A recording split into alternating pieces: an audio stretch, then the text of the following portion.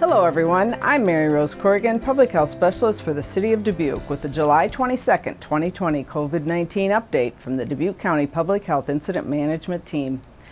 Dubuque County has added 22 new COVID-19 cases since yesterday. As of Wednesday, July 22nd at 2 p.m., Dubuque County has 1,239 positive COVID-19 cases. Sadly, one additional death is reported, so a total of 24 deaths have occurred in Dubuque County. 7% of the almost 17,700 people tested in Dubuque County have been positive. 15 individuals are currently hospitalized, and this is an increase from the 6 hospitalizations I reported last week. About 39% of Dubuque County positive cases have recovered to date. Last week, I reported how the 18 to 40-year-old age group is dramatically increasing in the amount of positive cases the past few weeks. We are now at 55% of the cases reported being in the 18 to 40-year-old age group. On June 26th, that number was 41%. The state added 373 cases since yesterday. So as of July 22nd, 2020 at 2 p.m., Iowa has a total of 39,793 positive cases. In all, about 1 in 8 Iowans, or over 380,000 people, have been tested, and about 9% of Iowans tested have been positive. Deaths reported in the state total 808. Currently, 224 cases are hospitalized. This is also up from the 177 number I reported on July 16th. Finally, about 71% of Iowans have recovered. The CDC has modified some of its guidance, most notable the requirement for how long you have to be fever-free in order to complete isolation. Remember, isolation is the period you're on lockdown while ill with COVID symptoms or having tested positive. Previously, you had to be fever-free without the use of fever-reducing medications for 72 hours. That standard has changed to 24 hours fever-free. You still have to wait the full 10 days from the date of the exposure or the date you tested positive or the date you started symptoms, along with your symptoms being improved to finish with the isolation. As more research is conducted, the isolation guidelines will be modified when health officials are confident that the modifications continue to provide adequate protection on the public and slow the spread of COVID-19. Also, some isolation guidance have been lengthened for severely immunocompromised, but that pertains to a very small percentage of the population of those infected. July has shown increased numbers of cases, including in the state of Iowa and Dubuque County. Our overall epi curve continues upward, and this is not solely due to having more testing available, although it does factor in. The positivity rate today in Dubuque County is 7%. On May 1st, it was 9%, and that was before we had Test Iowa, and we were mostly testing ill people. On June 1st, it was 6%, and at the end of June, it was 5%. So the positivity rate in Dubuque County has bounced around a little.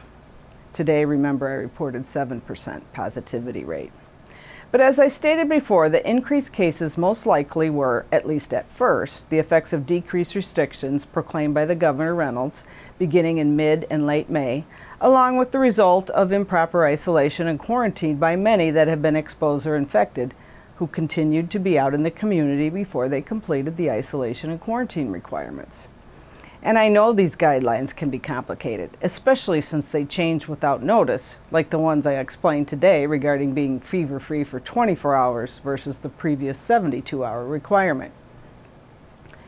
Since the early July surge was largely composed of young adults, age 18 to 40, and we've continued to see increased cases in this age group, which now comprises 55% of all positive cases. But in addition, the number of cases in the 0 to 17-year-old population is also on the rise. On June 26th, the 0 to 17-year-olds made up 5% of all positive cases, and this week that has increased to 8%. We are also beginning to have more cases and exposures related to the child care setting. A little bit about Test Iowa. The Test Iowa Clinic began in Dubuque on June 29th at Epic Health and Wellness on Cedar Cross Road and was conducting a lot of tests at that site in addition to others around the county. However, effective this past Tuesday, July 21st, the Iowa Governor's Office has directed changes to the operations of the Dubuque Test Iowa local clinic. Testing is now limited to 100 tests per day, and the Dubuque VNA will no longer be allowed to assist residents without a computer or internet access to register for Test Iowa. Therefore, the Test Iowa site at Epic Health and Wellness on Cedar Cross Road will operate Monday through Thursday, 6 a.m. to 7 a.m., or until the maximum of 100 tests is reached. This decision to limit the testing at the Test Iowa Clinic was made by the Governor's Office. The clinic is operated by Epic Health and Wellness through an agreement with the Governor's Office, and the Dubuque County Public Health Incident Management Team is not directly involved with the operation of the clinic or the contractual arrangement, but we do keep in touch to try and assist with any access or logistical issues. In addition to social distancing, wearing masks or face coverings while in public, and frequent hand washing, the Dubuque County Public Health Incident Management Team believes testing is critical in responding to the growing impact of the COVID-19 pandemic in Dubuque County and everywhere. While we believe more testing is needed rather than less, we understand that testing supplies and test processing capacity are limited resources. Dubuque County is very fortunate to have local healthcare providers that are testing for COVID-19. The Test Iowa Clinic in Dubuque has added to that local capacity and provides an option for residents who may not meet those providers' testing requirements. We realize we are going to need testing access for the unforeseeable future, well into the fall and winter, and want to have adequate testing supplies as we progress in this pandemic. Remember, as labs become extremely busy and often may be overwhelmed, along with the availability of test supplies, prudent testing is still warranted. Thanks for tuning in today.